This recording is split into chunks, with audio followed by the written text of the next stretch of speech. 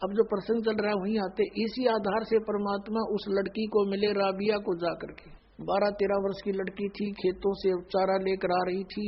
परमात्मा वहां एक कुएं पर बैठ गए, लड़की भी बैठ गई, क्योंकि पिछली आत्मा जो होती है, कहते हैं साधु दर्शन राम का और मुख पर बसे सुहाग, दर्श उन्हीं को होते हैं जिनके पूर्ण भाग। कबीरा साधु दर्शन का साहिब आवे याद, वो है समय लेखे में, बाकी का समय बर्बाद। अब आत्मा साधु संत को देखकर बड़ी खुश होती है कि भगवान इन संतों के रूप में ही आता है। वो लड़की बैठ गई, परमात्मा की तरफ देखकर एकदम आसक्त ऐसी होगी, खिंचाव सा बना कि तो महात्मा है कोई। तो उससे प्रश्न किया कि आप कौन हो, कहां से आए हो? तो परमात्मा ने कहा, बेटी मैं अल्लाह अकबर हूं। अब लड़की ने सोचा अल्लाह अकबर है, आप सचमुच? हाँ मैं बेटी, मैं खुद खुदा हूं। तो कहने लगे आप यहाँ किस लिए आए हो? कि मैं आपके लिए आया हूं बेटी, आप साधना गलत कर रहे हो, आप सच साधना कीजिए। आप जो मुसलमान धर्म के अंदर साधनाएं करते हो, ये साधनाएं पाप की हैं। मांस खाते हो, हैं तुम, ईद बकरीद मनाते हो, ये साधनाएं अच्छी नहीं है तुम्हारी। वो कहने जी हम नमाज करते हैं। नमाज तो अच्छी बात है, वो तो प्रार्थना है प्रभु की, लेकिन करती किसके हो? अब किसी की एप्लीकेशन लिखकर चल पड़े, नाम अगले का लिखा नहीं कि किसको देनी है, किसी डीसी को देनी है या कमिश्नर को देनी है, नाम कितना लिखा नहीं, साहब लिख दिया ऊपर, अल्लाह कहो साहब कहो। तो कौन सुनेगा तेरी एप्लीकेशन ने? या नमाज तुम करते भी हो तो तुम किसके नाम भेज रहे हो? ये क्यों? तो बेचून अल्लाह है, बेचून है, फिर तुम्हें क्या मदद करेगा? वो बेचून है तो निराकार है। तो लड़की वो तो मालिक के सामने इस अज्ञान का कहाँ ठिकाना है। लड़की बहुत प्रभावित हुई, कहा बेटा तुम असक जन्म हो गए भटकत्या ने हैं, अब पिछले जन्म में मनुष्य थे तो अब मनुष्य हो गए, अगले जन्म में भक्ति ठीक ना हुई तो पशु बन जाओगे, या मनुष्य भी बन गए तो ये प्रोसीजर फिर शुरू तुम्हारा, ये कोई एंड है इसका? तो बेटी बहुत प्रभावित हुई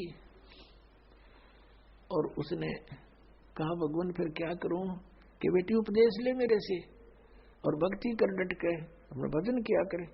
कहने लगे जी ये साधना है जो मुसलमान धर्म की है, ये ना करना बिल्कुल भी। जैसे मैं कहूँ वैसे नमाज ये कर दो, मैं आपको बता रहा हूँ, भक्ति करते रहना और ये मांस मिट्टी नहीं खाना। जो बोले जी वो कंपलसरी कर देते हैं, नमाज भी करनी होती है कि नमाज भी कर लेना, लेकिन टेक का मत्था अपना यू मंत्र करती रहिए, बस हो गई नमाज। बोला जी ठीक है। तो उस लड़की ने उपदेश ले लिया, मालिक उपदेश देकर चले गए। इतनी प्रेरित होगी ज्ञान से, उसने फैसला कर लिया कि मैं विवाह नहीं कराऊंगी और अपना मोक्ष कराऊंगी। अब उसी दौरान घर वालों ने क्या किया, भाई लड़की युवा होगी भी इसकी शादी तैयारी करो। लड़की ने घर वालों से कह दिया कि मैं विवाह नहीं करूंगी। और मुसलमान धर्म में एक विशेषता है कि लड़की को बैठा देंगे पहले और लड़की से पूछते हैं कि बेटी तुझे ये विवाह मंजूर है? अगर वो स्वीकृति दे देती है तो विवाह होगा, नहीं तो नहीं होगा। अब वो लड़की ने मना कर दिया, घर वाले भी असमंजस में पड़ गए, भाई इन्हें कहा हो ही नहीं सकता किसी सूरत में भी। माता पिता चिंतित हुए, बहुत समझाया, बेटी हमारी इज्जत का सवाल है, न्यू है, ऐसे है, सौ कुछ कहा। वो बोली मैं नहीं शादी करानी। अब घना चिंतित हो गया, माता पिता का अन्न छूट गया लोक लाज के कारण। तो लड़की को अपने आप को प्रेरणा हुई, सोचा उसने कि चलो देखी जाएगी, माँ बाप कहते हैं विवाह कर लेती हूँ, लेकिन आगे जाके अपने पति से मैं साफ कह दूंगी मैं संतान उत्पत्ति नहीं करूंगी। ये डिटर्मिनेशन करके उसने स्वीकृति दे दी। विवाह हो गया। एक बहुत अच्छे नेक व्यक्ति थे, अच्छा अधिकारी था, अफसर था, उससे उस बेटी का ब्याह हो गया मुसलमान के। तो वहां जाते ही उसने अपने पति से कह दिया जी बात सुनो मेरी, मैंने एक प्रतिज्ञा कर रखी है अपने गुरुजी की कसम खा के, मैं संतान में उत्पत्ति नहीं करूंगी, मैं गृहस्थ कर्म नहीं करूंगी, और यदि आप मेरे साथ जबरदस्ती करोगे तो मैं आत्महत्या कर लूंगी। ये मेरा फाइनल फैसला है। तब वो सोच गया भी ये बात क्या बनी। कहने लगा बात बता, फिर आपने निकाह स्वीकार क्यों किया था? मना कर देते, कोई आप पर प्रेशर थोड़ा ही था। उसने बता दिया कि ऐसे ऐसे मेरे माता पिता लोक लाज के कारण बहुत परेशान हो गए थे और मैंने इसलिए निकाह मंजूर कर लिया कि ये तो शांत रहे, आगे मैं आपसे अर्ज कर लूंगी, ये सोच कर आई थी। आपकी मर्जी, मेरी अर्जी मंजूर करो या ना करो। तो बुद्धिमान समझदार दयालु व्यक्ति था वो मुसलमान। उसने एक सोचा, भाई मैं क्यों इसके वादा करूं भगवान के। पहले डरने वाले होते थे परमात्मा से कि भी क्यों मैं इसके टांग अड़ाऊं, इसकी भक्ति जब इसकी इतनी रुचि है। कहा ठीक है राबिया, जैसे आपके माता पिता को लोक लाज से डर था तो हमारा भी यहाँ समाज है। आप रहोगी मेरी पत्नी के रूप में संसार की दृष्टि में, और मेरे लिए होगी मेरी बहन के तुल्य। तेरे अलग से मकान बना दूंगा, उसमें अपनी भक्ति करना, लेकिन घर से बाहर नहीं जाने दूंगा। हमारी भी इज्जत है। कदे तू कह मैं वहां जाऊंगी फलान करूंगी, कहीं और नहीं जाने दूंगा किसी संत भक्त के पास। अब जो आपकी आज्ञा। अब उस लड़की ने 4 वर्ष तो साधना वो की जो परमात्मा ने बता रखी थी। फिर वहां आने लगे, जो अलग से उसका कमरा बना दिया। उस मुसलमान भक्त ने अपनी दूसरा ब्याह करवा लिया। मुसलमानों में कई कई शादियां हो जाती हैं। तो वहां आस पड़ोस की और भी भगतनी जो मुसलमान वर्ग की थी धर्म की, वो आने लग गए हैं। वो कहने लगी, बता तो कुछ भी ना करती या कोई बात हुई। यानी कुछ दिन में वो परमात्मा वाला ज्ञान हट गया, वो लोक वेद फिर समा गया उस बेटी में, और वो ही मुसलमान धर्म वाली क्रियाएं उसने शुरू कर दी। काल का भी जाल है कसूता। अब वो करती रही अपनी साधना। वो 50 वर्ष की होगी। 50 वर्ष की आयु जब होगी तो उसने अपने पति से कहा कि आपकी आज्ञा हो तो मैं मक्का जाना चाहती हूँ हज करने के लिए। और हज करना कंपलसरी होता मुसलमान धर्म में। वो ये मानते हैं जिसने हज कर ली वो स्वर्ग का वासी हो जाता है, उसको लाभ होता है। तो सभी बूढ़े बुजुर्गों को हज अवश्य करवाते हैं। उसके पति ने सोचा कि भी मैंने देख लिया इसको 30-35 वर्ष हो गए, मैंने कोई भी ऐसा इसका आचरण नहीं देखा, इसलिए उसने उसको अलाउड कर दिया कि आप जा सकते हो और कहो तो मैं आपके लिए कोई ऊंट की व्यवस्था कर दूं सवारी की। राबिया ने कहा नहीं, मैं पैदल जाऊंगी। जैसा हमारी सोच है कि पैदल जाने तक घना लाभ होगा। अब वो चल पड़ी, क्योंकि काफी व्यक्ति जाते थे, पैदल जाते थे, लारा लग जाता था, लाइन लग जाती थी, तो वो लड़की भी चल पड़ी। अब वो जा रही थी, चलते चलते रास्ते में रेगिस्तान में एक कुआं था। कुएं के पास एक कुतिया प्यासी थी, बहुत प्यासी थी। उसके छोटे छोटे नवजात बच्चे थे, दूर एक साइड में रखे हुए थे, बैठे थे, आंखें भी नहीं खुली थी उनकी, और वो बहुत प्यासी थी। और कभी तो राबिया के चरणों की तरफ आ रही है, फिर भागकर कुएं में झांक रही है। अब राबिया उसकी भाषा समझ गई कि इसको प्यास लगी है।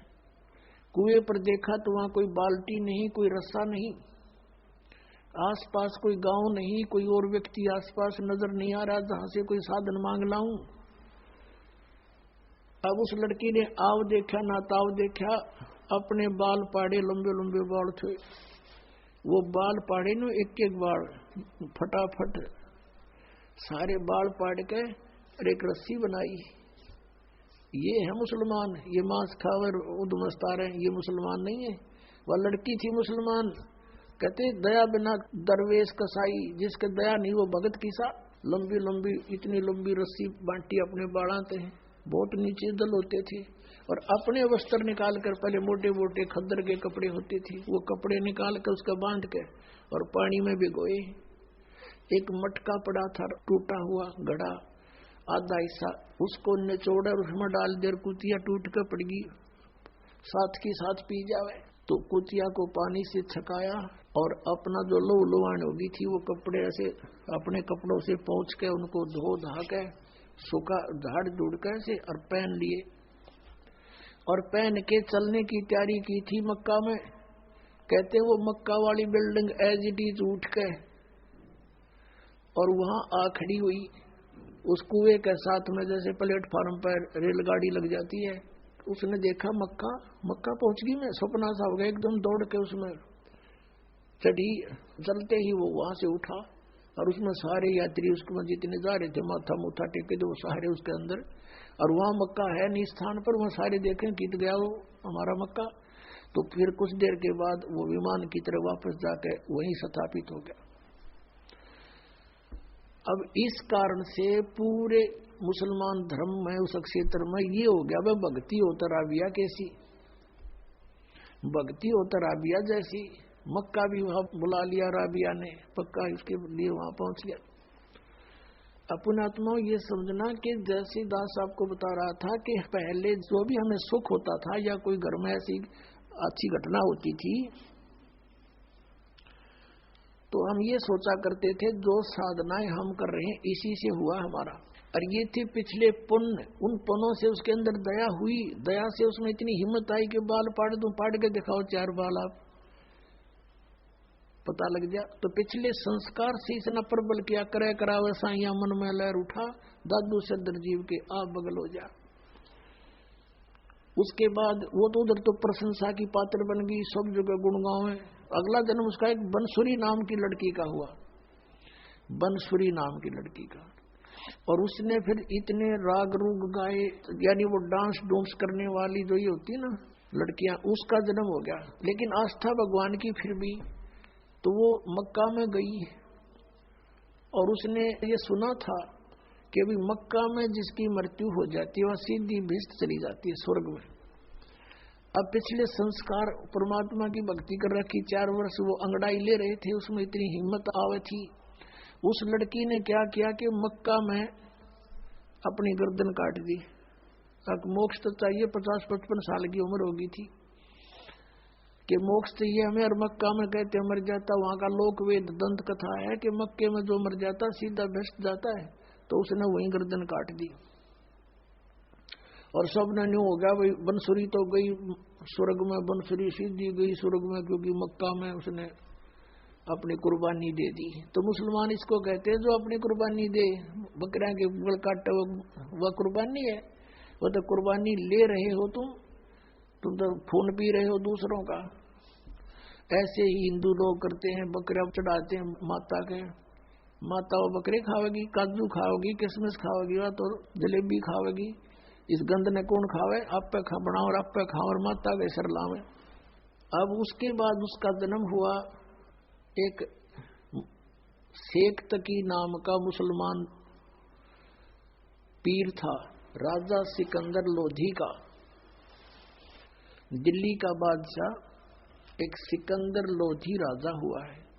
वो बहलोल लोधी का पुत्र था, बहलोल लोधी नाम का एक राजा हुआ है, वो भी दिल्ली का बादशाह था। तो सिकंदर लोधी का वो धार्मिक गुरु था। सिकंदर लोधी को बहुत भयंकर रोग हो गया था जलन का, कहीं पर भी जंतर से मंत्र से किसी ट्रीटमेंट से उसको कोई राहत नहीं मिली थी। तो परमात्मा कबीर जी के आशीर्वाद मात्र से सिकंदर लोधी स्वस्थ हो गया था। और उसके बाद वो परमेश्वर कबीर देव जी की बहुत इज्जत करता था, उनको बहुत आदर देता था। जो धार्मिक उसका गुरु था मुसलमान शेख तकी, वो कबीर जी से ईर्षा करने लग गया, तेरी रोजी रोटी जावेगी। राजा का ज्यादा इसमें प्रेम बढ़ गया, वजीर और फकीर आपस में ईर्षा करे बिना रहा ना करे, तो बहुत ज्यादा ईर्षा करने लग गया। उसने सोची कबीर जी को नीचा दिखाऊं, अब किसी तरह कबीर जी को ऐसा राजा की दृष्टि से गिरा दूं इसको, ऐसे अवसर की खोज करने लगा। एक दिन राजा सिकंदर लोधी कबीर परमेश्वर जी को साथ लेकर काशी से लौट रहे थे, बनारस से दिल्ली आ रहे थे। शेख तकी भी साथ था। एक दरिया पर पड़ाव डाला रात्रि बिताने के लिए। तो उधर से शेख तकी ने अपना बेरुखी दिखाई राजा के प्रति। राजा ने कारण पूछा तो उसने बताया कि तूने तो अब मुसलमान के छोड़कर हिंदू गुरु बना दिया, सारे मुसलमानों को कह दूंगा राजा मुसलमान नहीं अब हिंदू हो गया है, ये काफिर हो गया है। राजा को पता था कि इसने एक बार मुसलमानों को कह दिया सब मेरे से विमुख हो जाएंगे, मेरा राज्य जाएगा, सब इसकी मुट्ठी में है, तभी उसको साथ रखता था। सिकंदर लोधी शेख तकी को इसलिए साथ रखता था कि कम से कम इसका मुंह चुप रहे, ये ठीक रहा रहे और सब समाज मेरे साथ रहे मुसलमान। राजा को बड़ी चिंता हुई। परमेश्वर साथ थे, अलग टेंट में।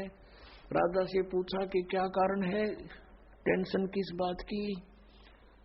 सिकंदर लोधी ने सब कारण बता दिया। सिकंदर लोधी ने कहा कि इस प्रकार ईर्षा किए हुए है। कबीर जी बोले मैं वापस चला जाता हूँ। अग नहीं, आप नहीं जा सकते, कुछ भी हो। फिर सिकंदर लोधी ने फिर कारण पूछा कि आप कैसे प्रसन्न हो गए शेख तकी, कि मैं तब प्रसन्न होऊंगा तू जिसको भगवान कहता है, अल्लाह कहता है कबीर को, मेरे सामने कोई मुर्दा जीवित कर दे। क्योंकि सिकंदर लोधी ने स्वामी रामानंद जी जो कबीर परमेश्वर जी के गुरुजी थे, उन्होंने कोई ऐसा अपशब्द कह दिया था मुसलमानों के बारे में सिकंदर लोधी को रामानंद जी ने, तो सिकंदर लोधी ने रामानंद जी की गर्दन काट दी थी। और वैसे लोगों की दृष्टि में, संसार की दृष्टि में तो कबीर जी के गुरुजी थे रामानंद, लेकिन रामानंद मानते थे कबीर जी को गुरुजी अपने हृदय से, लेकिन एक मर्यादा बनाए रखने के लिए वो गुरुजी बने हुए थे। तो सिकंदर लोधी ने जब गर्दन काट दी तो कबीर परमेश्वर जी ने स्वामी रामानंद जी को तुरंत जीवित कर दिया था वही सिकंदर लोधी के सामने।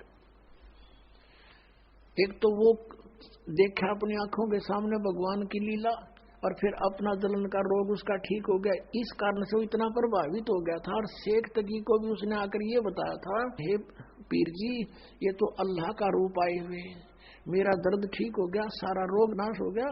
और ऐसे ऐसे इस रामानंद जी स्वामी ने हमारे मुसलमान धर्म के बारे में कुछ गलत बोला था और मैंने इसकी गर्दन काट दी, मेरे सामने जीवित कर दी। ये तो अल्लाह का स्वरूप है, ये तो खुद मालिक आए हैं। इस चीज तो चढ़ गया, इतना ईर्षा करने लग गया। तो उस दिन कहता है कि मैं जब जानू मेरे सामने कोई मुर्दा जिंदा करे ये कबीर, नहीं तो मैं सब मुसलमानों को कह दूंगा कि राजा काफिर हो गया। सिकंदर लोधी ने कारण बताया कि शेख तकी ये कहता है गुरुदेव कि मेरे सामने कबीर जी कोई मुर्दा जिंदा करे, और नहीं तो सचमुच ये आग लगा देगा। मुझे ये चिंता का विषय बन गया। तब कबीर जी ने कहा कि कह दो इसको, कोई मुर्दा ले आओगा, ला देखते हैं, बड़ी बात है। अब शेख तकी से कहा सिकंदर ने, और वो कह रहे हैं कि लाओ कोई मुर्दा उठा के। कहने लगे मैं कहां से लाऊं, ऐसे कोई मुर्दा होगा जब देखेंगे। इतने में मालिक ने कहते हैं है कि परमात्मा से अपने भगत का दुख इतना भी नहीं देखा जाता, एक सेकंड भी। कुछ ही मिनटों के बाद क्या देखते हैं कि एक लड़का मरा हुआ, मृत्यु के पश्चात जल प्रवाह कर दिया गया था। अंतिम संस्कार कुछ कबीले ऐसे हैं वो सवाह नहीं करते, ना जमीन में गाड़ते, वो जल प्रवाह कर देते हैं। वो लड़का अपना समय पूरा करके जल प्रवाह कर दिया था, मृत्यु हो गई थी, वो बहता हुआ आ रहा था। किसी ने बता दिया कि वो आ गया मुर्दा, वो आ गया मुर्दा। उसी समय सब इकट्ठे हो गए। तो परमात्मा ने कहा कबीर जी ने कि शेख तकी अब तू ट्राई कर ले, कदे बाद में नंबर बनावे। कहता मैं भी कबीर क्या ज्यादा जानता है। तो शेख तकी लगा फू फा करने, उसने सोचा मैं कर दूं तो मेरा नंबर बन गया। वो दूर चला गया मुर्दा, जल में बहता हुआ दरिया में काफी दूर चला गया, कम से कम 500-600 फुट आगे को, 3-4 एकड़। तब सिकंदर को कहता शेख तकी कि ये न्यू चावा था कबीर कि किसी प्रकार ये मुर्दा आगे को चला जाए, इसलिए मुझे लगा दिया इसमें। ये कोई मुर्दा जीवित हो सकता है कभी? वो तो कयामत आवेगी जब होंगे। कबीर जी खड़े हुए और मुर्दा जैसे आगे बहकर चला गया था, वो शव बहुत दूर चला गया था, वहां से ऐसे हाथ किया, वो मुर्दा, वो शव वापस चल पड़ा अब स्ट्रीम में। जैसे जिधर से पानी बहकर जा रहा था वापस आ गया वो परमात्मा के पास। और परमात्मा ने कहा ये आत्मा कबीर हुक्म से इस मुर्दे में प्रवेश कर, जहां भी है वापस आ जा और बाहर आ जा तू 1 सेकंड में। उसी समय लड़का जीवित हुआ और कबीर जी के चरणों में आकर प्रणाम किया। बोलो सतगुरुदेव की जय। अब शेख तकी कहते दूने जो कहते हैं ना तेल पर छींटे लगे, उसके और ज्यादा ईर्षा बढ़ गई कि इसने जुल्म कर दिया, ये तो और ज्यादा हृदय में समा गया। अब उस लड़के के बारे में कहा उपस्थित लोगों ने कि कमाल कर दिया, कमाल कर दिया, लड़के का नाम कमाल रख दिया। अब वहां से दिल्ली आ गए। अब शेख तकी ने सभी मुसलमानों को इकट्ठा किया कि भी राजा तो धर्म परिवर्तित करने वाला है, ऐसे ऐसे काफिर को हिंदू को साथ रखता है, और कुछ करो भैया। ये मुसलमान कहने लगे, बोलो पीर जी, तुम जो कहोगे हम वही करेंगे, कि चलो राजा के पास। राजा के पास पहुंचे, हजारों की संख्या में लेकर सटराई कर दी उसने, तो प्रदर्शन कर दिया। राजा ने कारण पूछा। शेख तकी ने कहा कि जिसको तू लेकर आया है कबीर को, वो लड़का तो सदमे में था और वो ऐसे जीवित होना ही था, वो तो ताजा मरा हुआ था। मैं जब जानू मेरी लड़की, अब वो लड़की जो थी राबिया, वो तीसरा जन्म शेख तकी के घर पर जन्म था और वो 12 वर्ष की होकर मृत्यु को प्राप्त हो गई थी। उसका खत्म हो गया था वो जीवन मनुष्य का, आगे मनुष्य जीवन शेष नहीं था। तो शेख तकी ने अपनी मुसलमान रीति से लड़की का अंत्येष्टि कर रखी थी, कब्र में दबा रखी थी। तो सिकंदर लोधी से कहा शेख तकी ने कि मैं जब जानू मेरी बेटी ने जीवित कर दे, यू कबीर इज गॉड, मैं मान लूंगा इसको, और नहीं तो हम बगावत करेंगे। और फिर टेंशन बना दी। परमात्मा अंतर्यामी थे, वो तो सारी फड़क निकालने के लिए तो गए हुए थे। कबीर जी ने पूछा परमेश्वर ने सिकंदर जी से कि क्या हो गया राजन, कुछ मायूस नजर आ रहे हो। राजा ने सारी अपनी समस्या बताई। अब कहते हैं अपने भगत का दुख भगवान देख नहीं सकता। कहने लगा भी ठीक है, इसको कह दो शेख तकी को, आज से तीसरे दिन वो लड़की जीवित करूंगा और आसपास डंडोरा पिटवा दो, प्रचार करवा दे राजा तुम, ताकि कदे 10-20 आंख मैं ना मानना ही सारा संसार देख ले। आसपास के मुनादी करा दी गई कि मुर्दा जीवित किया जाएगा। कबीर नाम के संत आ रहे हैं, बड़े महापुरुष पहुंचे हुए हैं। सिकंदर लोधी के जलन का रोग भी उन्होंने ठीक किया, क्योंकि राजा का रोग था, सबको चिंता थी, और वो स्वस्थ हुआ तो सबके खुशी, सब चर्चा का विषय हुए थे कि वही संत आए या वही आए जिन्होंने सिकंदर लोधी का रोग नाश किया, कहा वही आए। हजारों की संख्या में व्यक्ति वहां इकट्ठे हो गए। उस निश्चित समय पर कब्र को फुड़वा दिया गया। राजा उपस्थित है, सब मुसलमान भी हिंदू भी पता नहीं कितने को वहां इकट्ठे हो गए, और लड़की का शव कब्र के अंदर है। तब परमेश्वर ने कहा कि शेख तकी अब तू कर ले कोशिश, कर दे फिर नंबर बनावे। तो और उपस्थित जन कहने लगे, जी जय शेख तकी के पास कोई जंतर मंत्र होता, अपनी बेटी ने कौन मरण दे, ये तो पहले ही कर लेता, आप ही करो कुछ। अब परमात्मा ने कहा कबीर जी ने कि हे शेख तकी की बेटी जीवित हो जा। वह जीवित ना हुई। दूसरी बार फिर कहा कि हे शेख तकी की बेटी जीवित हो जा, नहीं जीवित हुई। तो शेख तकी ने भंगड़ा पा दिया, नाचे कूद, देखो पकड़ा गया ढोंगी का ढोंग, देखो देखो कुछ नहीं हो सकता इससे। तीसरी बार परमात्मा ने फिर कहा, वह नहीं जीवित हुई। तब परमेश्वर ने कहा कि शेख तकी थोड़ी शांति रख, अखोरी शांति, पकड़ा गया तेरा ढोंग, देखो पाखड़, देखो पाखड़। तब परमात्मा ने कहा, हे जीवात्मा जहां भी है तू, कबीर हुक्म से वापस सारी प्रवेश कर बेटी के शरीर में बाहर आ जा। 2 सेकंड में सारा शरीर कंपने लगा। लड़की उठ के परमात्मा के चरणों में दंडवत प्रणाम किया। बोलो सतगुरुदेव।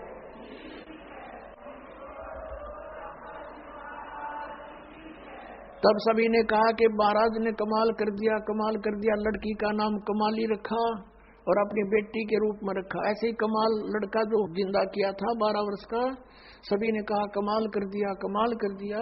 तो परमेश्वर ने उसका नाम कमाल रखा, अपने पुत्र के रूप में अपने पास रखा, भक्ति दी।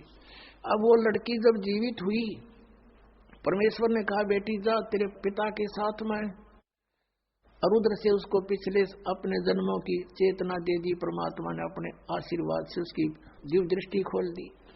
अब उस लड़की को अपनी पिछली बैकग्राउंड याद आई। खड़ा होकर 2 घंटे तक, 1.5 घंटे तक प्रवचन किए उस लड़की ने कि हे जनता वालों, ये भगवान खड़े हैं, ये अल्लाह अकबर हैं। मैंने 4 जन्म पहले, तीसरा जन्म जो मेरा था उसमें मैंने इनसे नाम लिया था, और मैंने 4 वर्ष भक्ति करके छोड़ दी थी। उस 4 वर्ष की मेरी भक्ति के कारण मुझे लगातार तीसरा मनुष्य जीवन तो प्राप्त हो गया, लेकिन ये मेरा इतना ही जीवन था। 12 वर्ष तक का आगे मेरा शेष जीवन मनुष्य का नहीं था, मैं पशु योनि में जाती, और मैंने महान गलती की थी। अब मैंने भगवान अल्लाह को पहचान लिया है, मेरा असली पिता मुझे मिल गया, मैं नकली के साथ नहीं जाऊंगी। अब शेख तकी ने करा था नोक भगवान को नीचा दिखाऊंगा। वहां कोई हजारों व्यक्तियों ने परमात्मा से उपदेश लिया, उनके शिष्य बने। बोलो सतगुरुदेव। कहते सतगुरु संगत छोड़ के, सतगुरु संगत छोड़ के चाहे लाख वर्ष जप कीन, इंद्री कर्म ना मोक्ष हुआ फिर काल के अधीन। उस आत्मा का फिर उद्धार हुआ जो भगवान के पुनर्चरणा मांगी। बोलो सतगुरुदेव सत साहिब।